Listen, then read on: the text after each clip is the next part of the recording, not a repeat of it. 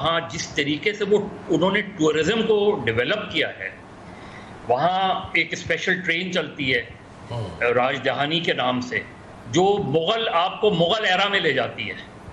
अगर आप उस ट्रेन और उससे उनको पता नहीं मिलियंस का फायदा होता है, सालों की बुकिंग होती है उसके अंदर।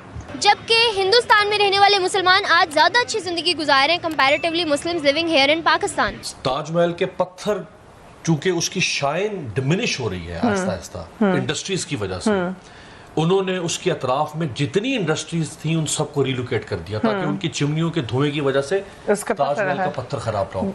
आप वहाँ गाड़ी लेकर नहीं जा सकते, वहाँ से इलेक्ट्रिक व्हीकल्स हैं जिनके ऊपर बैठ के आप वहाँ जाते हैं ताकि गाड़ियों का धुआं भी ना निकले। देखिए ना, अब वो मुसलमान मुल्कों के साथ मुसलमान मुल्क भी चाहते हैं कि कई मुसलमान मुल्क के भारत के साथ दोस्ती करें। देखिए ना, YouTube अगर देखा जाए आज के हालात को मद्देनजर रखते हुए तो मेरे ख्याल में पाकिस्तान ऐसी लाइफ नहीं गुजार रहा। और दूसरी तरफ जो बारिशों के बाद जो सिलसिला हुआ है, तो कराची और KPK में जगह जगह नियाग्रा फॉल्स बनी हुई हैं। और आप अगर जयपुर में जाएं, पूरी सूरत हाल में जो पावर्स हैं बड़ी दुनिया की, उन पावर्स को क्या मोदी सूट कर रहा है इंडिया में? आप देखें कि इंडिया इस वक्त सुपर पावर्स की लिस्ट में मौजूद है। नमस्कार दोस्तों, जय हिंद। स्वागत है आप सभी का वन हिंदुस्तान न्यूज़ में। दोस्तों, आज हम बात करेंगे कि पाकिस्तानी मीडिया कैसे भारत के बढ़ते हुए टूरिज्म पर अपनी तकलीफ़ें जता रहा है।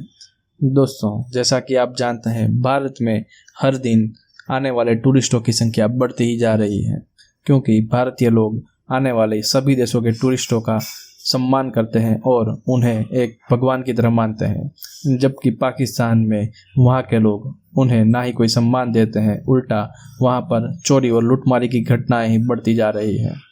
इन सब को देखते हुए पाकिस्तानी मीडिया जता रहा है कि कैसे भारत अपने आप को आगे बढ़ा रहा है और वहाँ पर टूरिस्ट थम नहीं रहे, जबकि हमारे पास कोई आने के लिए भी तैयार नहीं है।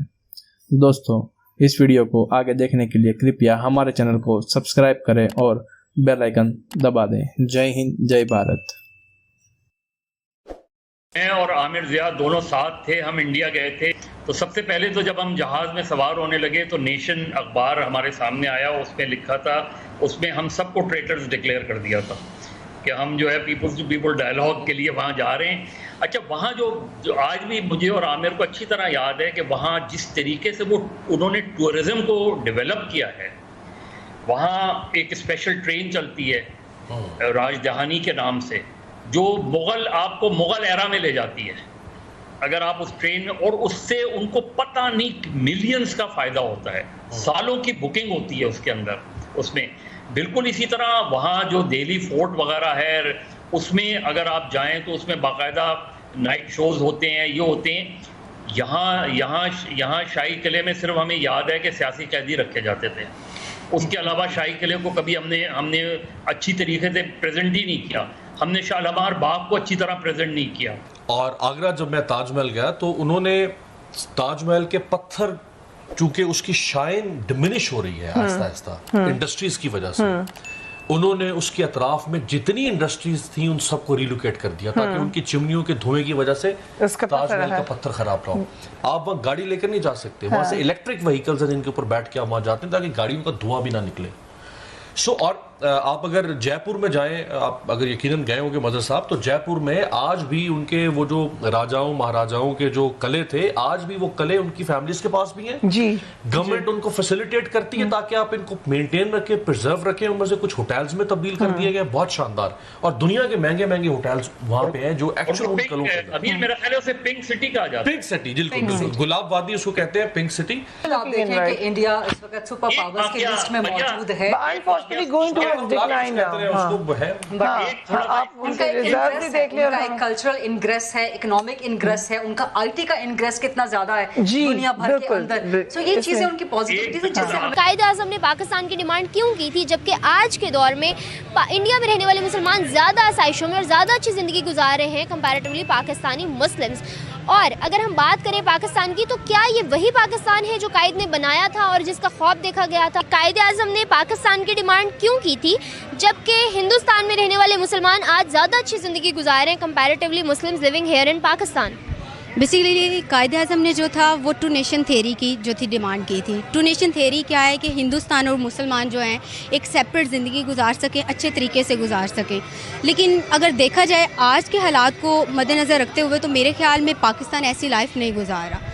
वहाँ पे उन्होंने हिंदुस्तान और मुसलमान की सेपरेशन और उनकी अच्छी ज़िंदगी की डिमांड की थी, लेकिन यहाँ पे तो मुसलमान आपस में ही लड़ रहे हैं। हुकूमत क्या उठाएगी, यानी ये कि जो लोग हैं उन्होंने ये अपने जाहिल होने का सबूत इस तरह से दिया है कि सफाई का तो नामो निशान दूर दूर तक, पूरे अपने घरों के आगे जो है वो गंदगी बखेर दी है।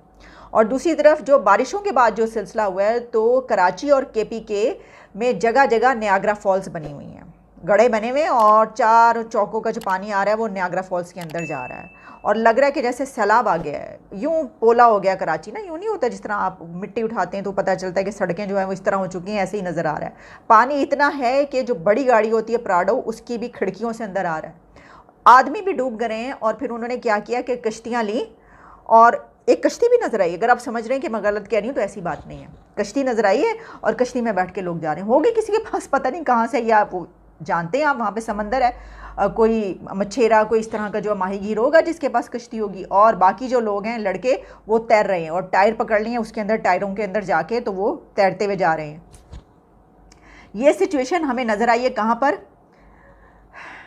कराची, यानी कि रोशनियों का शहर, इंडस्ट्रियल हब कहा जाता है कराची को, और इतना अहम सिटी। देखिए ये बात अपनी जगह पर, हम ये बात मानते हैं कि जो बड़े शहर होते हैं दुनिया के उसके अपने मसाइल होते हैं ज़्यादा, ख़ास तौर पर जो इंडस्ट्रियल सिटीज़ हों और जो बड़े शहर हों। आप अगर दुनिया में जाएं, आप देखें, अगर आप जर्मनी जाते हैं, आपको छोटे शहरों में जाते हैं, आपको इंतहा से ज़्यादा सफाई सुथराई कोई प्रॉब्लम नहीं किसी चीज़ की। आप निकल जाएँ, आप चले जाएँ बर्लिन, एंटर होते ही आपको पता चलता है कि हम कहाँ आ गए हैं। इसकी वजह है कि वहाँ पर जराइम का रेट भी ज़्यादा है और वहाँ पर आपको अपने सेफ्टी का ख्याल भी रखना पड़ता है। इसके साथ साथ आपको पता चलता है कि कोने खुदरों से कहीं गन वगैरह भी नज़र आ जाता है, कहीं कहीं ऐसी चीज़ें नज़र आ जाती है। इसी तरीके से आप कहीं और चले जाएं, आप बेल्जियम चले जाएं, आप ब्रसल्स में जैसे एंटर होते हैं आपको पता चलता है यहाँ पे आपको जो है अपने वॉलेट का भी ख्याल रखना है और आपने ये गंदगी भी थोड़ी बहुत नज़र आ रही है। आप पेरिस चले जाएं, वहाँ पे भी, कराची भी बड़ा शहर है, हम ये मान रहे हैं और हम समझते हैं कि अपने मसाइल है, लेकिन ये मसाइल कब तक रहते हैं?